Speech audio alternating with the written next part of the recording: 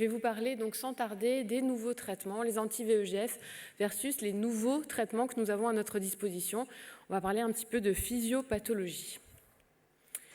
Alors pour mémoire, la DMLA est une maladie donc néovasculaire, choroïdienne, donc elle consiste en la production de néovaisseaux sous la rétine, comme vous le voyez. Ces vaisseaux vont laisser échapper du fluide et c'est ce fluide qui va provoquer une perte de vision. Donc cette maladie est liée à un facteur clé que vous connaissez tous, le VEGF, le facteur de croissance des cellules endothéliales, et c'est lui qui va être à l'origine d'une poussée néovasculaire à partir d'un réseau vasculaire normal.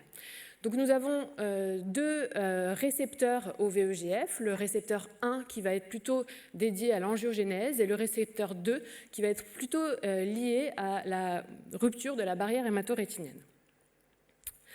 Alors, l'histoire des anti-VEGF remonte à loin, dans les années 50, avec la découverte d'un facteur angiogénique soluble, puis la recherche a évolué jusqu'à mettre en évidence le fait qu'en cancérologie, on avait une croissance néovasculaire, qu'il fallait inhiber cette néovascularisation pour traiter les tumeurs, et donc naît l'idée d'inhiber cette néoangiogénèse en cancérologie, puis en ophtalmologie, avec donc le premier traitement anti-VEGF qui était le Macugène, et puis ensuite le développement de nouveaux anti-VEGF que vous connaissez, bevacizumab, ranibizumab, aflibercept et brolucizumab, faricimab plus récemment. Alors, comment fonctionnent ces anti-VEGF ? Eh bien, les anti-VEGF vont se lier au VEGF et l'empêcher d'interagir avec son récepteur. Et en bloquant ainsi le VEGF, eh bien, ces médicaments vont réduire la croissance néovasculaire et la fuite à partir des vaisseaux sanguins. Et comme ça, ainsi, on aura donc moins de fluide dans la rétine et moins de destruction rétinienne, moins de perte de vision. Donc l'objectif de ces traitements, c'est donc de réduire la progression des néovaisseaux choroïdiens, de diminuer l'œdème rétinien et d'améliorer l'acuité visuelle. Alors, on a différents traitements à notre disposition. Tous ces traitements ont des caractéristiques différentes, avec notamment des poids moléculaires qui vont être variables d'un traitement à l'autre. On va avoir des toutes petites molécules, comme par exemple le brolucizumab, qui vont permettre d'avoir une concentration molaire qui va être plus importante. Et puis, on va avoir donc différentes caractéristiques, différentes affinités de ces molécules. Alors, juste pour revenir sur les caractéristiques, donc nous avons parmi ces traitements des anticorps, donc le bevacizumab, des fragments d'anticorps, nous avons le ranibizumab et le brolucizumab, nous avons des protéines de fusion que sont l'aflibercept, et nous avons des anticorps bispécifiques, qui est donc le faricimab, qui est le seul à être bispécifique. Donc qu'est-ce que ça veut dire bispécifique ? Eh bien, c'est un anticorps qui va pouvoir avoir deux cibles.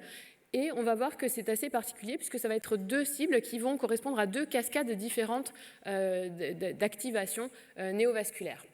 Donc c'est un processus qui s'appelle le cross-map, qui est relativement complexe et qui consiste à associer donc des chaînes légères avec des chaînes lourdes de façon assez précise pour que cet anticorps ait un fonctionnement bien précis.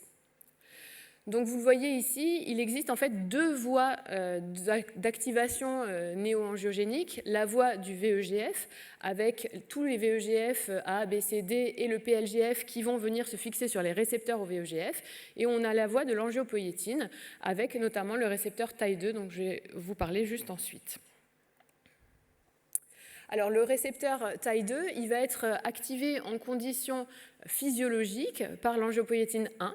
Et cette angiopoïétine, elle va permettre finalement d'activer ce récepteur. Elle va permettre de protéger les vaisseaux contre l'inflammation et elle va permettre de limiter la néoangiogénèse et d'éviter qu'il y ait des fuites vasculaires au niveau de la rétine. Alors, chez les patients qui sont atteints de DMLA, on va avoir une production importante de VEGF, ça on l'a déjà dit, mais également une production importante d'autres molécules, et notamment d'angiopoïétine 2. C'est pour ça qu'il peut être intéressant, et je pense que mes collègues en parleront après, de bloquer deux voies différentes d'activation néovasculaire. Et on voit que ces taux sont augmentés en DMLA, mais sont également variables. Donc probablement que certains patients sont plus sensibles à l'inactivation du VEGF et d'autres plus sensibles à l'inactivation de l'angiopoïétine 2. Alors que se passe-t-il en conditions pathologiques?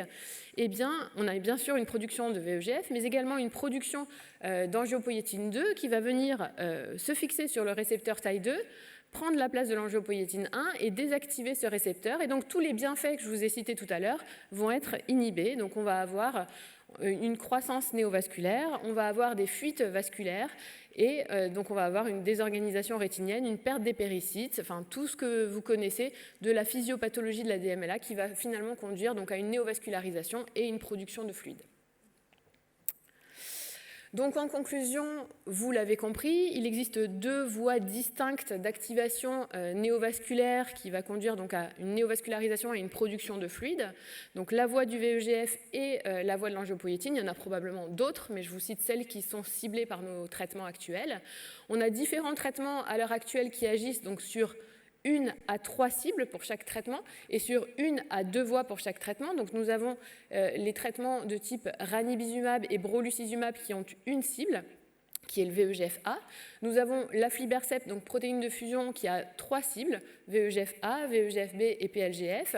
Et nous avons le faricimab, qui va avoir 2 cibles, l'angiopoïétine 2 et le VEGF-A, mais qui va cibler 2 voies de néovascularisation différentes. Mais l'objectif principal de toutes ces molécules est toujours le même, limiter la néovascularisation et diminuer la production de fluide. Voilà, je vous remercie pour votre attention.